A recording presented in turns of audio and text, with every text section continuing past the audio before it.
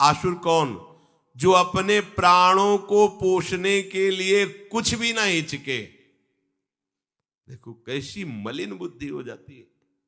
भला दूसरे शरीर के मांस को खाए, कैसी घृणित बुद्धि। जो किसी पशु पक्षी का जब अंडा गिरता है नीचे तो उसके दर्शन होता है, कितना उसमें लिबलिबा मल भरा होता है, कितनी गंदी चीज देखने में लगती है। वही जीव रूप धारण करता है जाके। आप उसको खा के क्या हो? आप बोले अंडा तो कोई दोष नहीं, तुम्हारी बुद्धि भ्रष्ट हो गई। आसुर आसुर। आप केवल अपने प्राणों के पोषण। आप 1 साल ब्रह्मचर्य रहकर देखिए, नमक रोटी खाइए आप, और आपसे अगर कोई हाथ मिला ले तो उनसे बात करना। 1 साल केवल आप ब्रह्मचर्य रहिए, व्यायाम संयम से रहिए, और आपसे कोई हाथ मिला ले तो बताओ, चाहे देवढ़ा को आप उठा के पटक देंगे, क्योंकि ब्रह्मचर्य का बल है। ये अंडा मांस मुर्गा, बेचारे सीधे साधे जीव, उनको पकड़ा और खा रहे हो। किस लिए? बोले अपने प्राणों का पोषण। ये बुद्धि भ्रष्ट हो गई, मलिन हो गई है। सबसे प्रार्थना है, यदि आप ऐसा करते हैं तो आप देख लेना कि आपका परिणाम कैसा भयंकर होगा। यमदूत उसी के शरीर को बड़ी बड़ी गर्म सरसियों से शमशियों से ऐसे नोच करके और उसी को खवाते हैं। जो दूसरों का मांस खाता है उसको, जो दूसरों का रक्त पीता है, कोल्हू में पेरा जाता है। कोल्हू में, जैसे यहां गन्ना नहीं पेरा जाता, वहां मरना नहीं। यहां तो जरा सी खोपड़ी जाएगी, आप दर्द रहित हो जाएंगे, मर जाएंगे, खत्म दर्द। वहां नहीं, मरना नहीं, पूरा कोल्हू में पेरा जाता है। फिर वैसे यातना दे उसे, वही खून पी के फिर उसको कोल्हू में पेरा। बड़ा भयानक दंड है। उसको ऐसा मत सोचो तुम्हारे आंख मूंदने से बच जाओगे। बिल्ली जब कबूतर पे झपटती तो उड़ना नहीं, वो सोचता है आंख मूंद लो बच जाओ। आंख मूंदा, बिल्ली झपेटे में ले गई। तुम नकारो कि अरे कोई नर्क वर्क नहीं है, इससे बच नहीं पाओगे, जाना पड़ेगा। छोड़ दो दूसरों के जीवों के शरीर का मांस खाना, अंडा खाना, ये सब छोड़ दो। भगवान बड़े कृपालु हैं, माफ कर देंगे। तुम जिस जीव की हत्या करते हो वो कर्म तुम्हें दंड देने के लिए अव्यक्त रूप से विराजमान हो चुका है। समय जब वो आएगा, काल जब आएगा, काल माने समय जब आएगा, फिर बच नहीं पाओगे। तुम्हें ऐसा दंड मिलेगा, त्राहिमाम बोलोगे, कोई तुम्हें बचाने वाला नहीं होगा। यज्ञ में जो कभी पवित्र मंत्रों के द्वारा, कुछ ऐसे पहले पुराणों में पीछे नारद जी ने प्रचेताओं को कहा, देखो आकाश में जिन जीवों को, वो सब खड़े, तेरा इंतजार, तू समझता है तेरा मंगल हो जाएगा, वो सब खड़े, समय आने दो, तुम्हारे को भयंकर कष्ट देंगे, भगवान फिर बचा लो। वह एकमात्र उपाय, सब बंद करो और हरि शरण, हरि की शरण में जाओ, वो सब क्षमा कर देंगे। एक उपाय, हरि शरण में हो जाओ। कितना पापाचरण लोग करें, कितना छोटा सा जीवन, इतना बोझा ला दोगे तुम। 84 लाख योनियों में भोगते भोगते तुम कष्ट से कभी नहीं बच पाओगे। ये अभी समझ में नहीं आती ये बातें। ऐसे लगता है तुम साधु महात्मा प्रवचन करते ही रहते। डरो, जब दंड मिलता है तो अंदर से निकलता है, पाप कर्म कोई कभी ना करे। पाप कर्म तुम्हें ऐसी जगह फंसा देगा, कोई शायद धरा है रुपया, खड़े हैं सैकड़ों लोग, लेकिन तुम्हें जो भोग भोगना, भोगो, अकेले भोगो। वह हाय हाय सब कर रहे हैं, कोई पाप कर्म किसी को नहीं बख्शता, चाहे महात्मा हो चाहे दुरात्मा हो। हाँ, अंतर ये होता है कि दुरात्मा को आश्रय नहीं होता, महात्मा को आश्रय होता है भगवान का, तो उनके सहारे से भोग लेता है।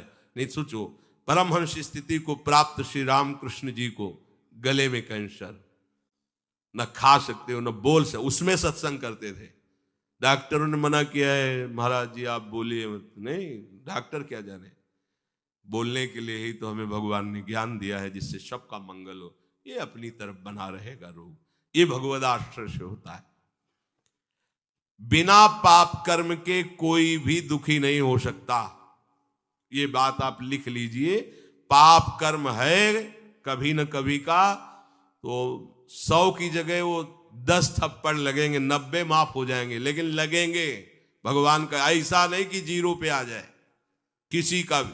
देखो इतने बड़े ब्रह्म महिमा में लीन महापुरुष श्री उड़िया बाबा, गड़ासा चला, रोम रोम कांप उठता है कि यहां 2-4 माला जप करके हम आशा करते विमान आएगा, और वो ब्रह्मलीन महापुरुष तो समाधि में बैठे हुए, गड़ासा चल, कर्म किसी न किसी जन्म का कर्म आकर, भीष्म जैसे महाभागवत जो भगवान की हुई शपथ को भी तोड़वा सकते हैं, उनका कर्म आकर उनको 6 महीने बाणों की नोक पर सुलाया, बाणों की नोक पर 6 महीने। और भगवान से कह रहे हैं कि आप कह रहे युधिष्ठिर को उपदेश करो, महाराज एक कांटा गड़ जाता है कितनी पीड़ा है, यहां एड़ी से लेकर सर तक में अर्जुन के विषैले बाण चुभे हुए हैं, और 6 महीने से उस भयानक कष्ट को भोग रहा हूं। भीष्म जी की महाभारत में स्वयं की अनुभूति, ऐसा नहीं कि उनको कष्ट नहीं हो रहा था, उन्होंने कहा इतना भयानक कष्ट हो रहा है और आप कह रहे हैं उपदेश करो। भगवान ने से स्पर्श किया, तब उनका कष्ट दूर हुआ। बड़े बड़े महापुरुषों को, बड़े बड़े संतों को ये क्या अनंत जन्म व्यतीत हो गए, पता नहीं किस जन्म में हमसे कौन से पाप बन गए। चलो पीछे का स्टॉक हरी जाने, अब तो सुधार लो, सामने तो मत करो, अब तो मत करो। पर ये अपने प्राणों का पोषण करना ही जिनका स्वभाव होता है, वो जीवों को ऐसे कष्ट देते हैं। कभी कभी ऐसे दृश्य जैसे भ्रमण में देखने को मिले हैं कि जो राक्षसी स्वभाव के लोग शराब पिए हुए एकांत जंगल, ऐसे सुअर के पैर बांधे हुए बंधन के वो बोल रहा है, सब ऐसे वो ऐसे बांस या लाठी में ऐसे डाल के 2 लोग बीच में आग लगी है, जिंदा वो आधा घंटा तक जलता तड़पता रहे, ये कैसा।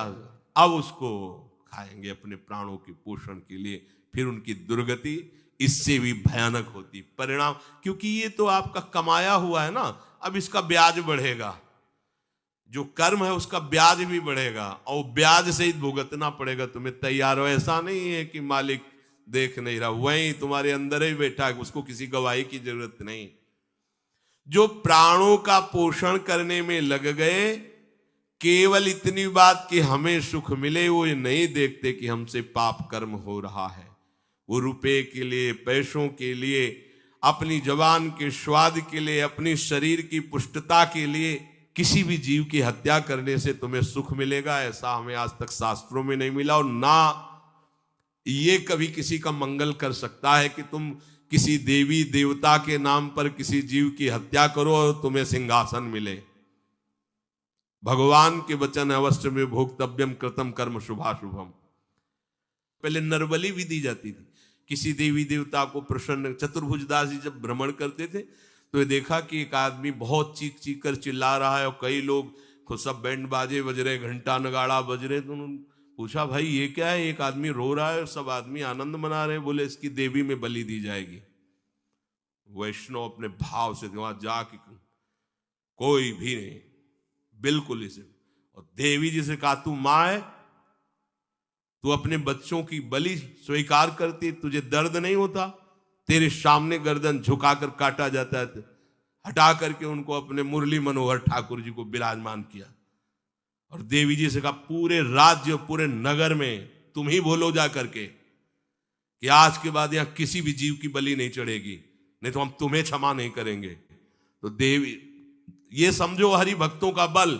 देवी जी गई, राजा को उठा के पटक दिया, उसकी छाती पे बैठ गए, बोले हुकुम कर पूरे नगर में, हम जल रही जब से चतुर्भुजदास जी मंदिर में आए, अगर एक भी जीव की बलि दी जाएगी तो मैं पूरे परिवार का नाश कर दूंगी तेरे। उसी दिन से वहां की बलि प्रथा बंद हुई। कहा ठीक है हम अपने ठाकुर को, वो तो भ्रमण ही कर रहे थे, अब बैठ सिंहासन पर सात्विक सेवा ले, अगर तुझे बलि चाहिए तो मां है, नारियल फल की बलि ले, ऐसे ले। ये जीवों की हत्या क्या?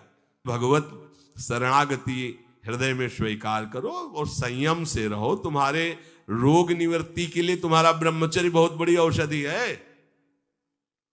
मान लीजिए कोई भी रोग तुम्हें परास्त नहीं कर सकता, बड़े से बड़ा भयंकर रोग भी परास्त नहीं कर सकता अगर आप ब्रह्मचारी हैं। किसी भी घी दूध में उतनी ताकत नहीं, किसी भी बलिष्ठ पदार्थ में, किसी भी स्वर्ण भस्म चांदी भस्म में ताकत नहीं जो ब्रह्मचर्य में है। आप केवल अगर ताकतवर बनना चाहते हो तो अध्यात्म बल से भी संयुक्त कर देगा आपको ब्रह्मचर्य। ये सावधानी, संयम से रहो, जवान के स्वाद के लिए किसी जीव की हत्या मत करो, नहीं तो बहुत जन्म व्यतीत हो जाएंगे, आपको निकलने का अवसर नहीं मिलेगा। श्री भगवान कहते हैं ये ऐसे मूढ़ मनुष्य कभी मेरी शरण में नहीं हो सकते। जो पे दुष्ट हृदय सोई होई, मोरे सन्मुखाव की सोई। पापवंत कर सहज स्वभाव, भजन मूर्ति ही भाव न काओ। एक चींटी को भी दुख ना पहुंचे ऐसे चलो।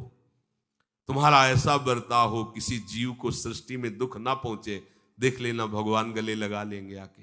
हमारी बात मान लो, कुछ नहीं होता।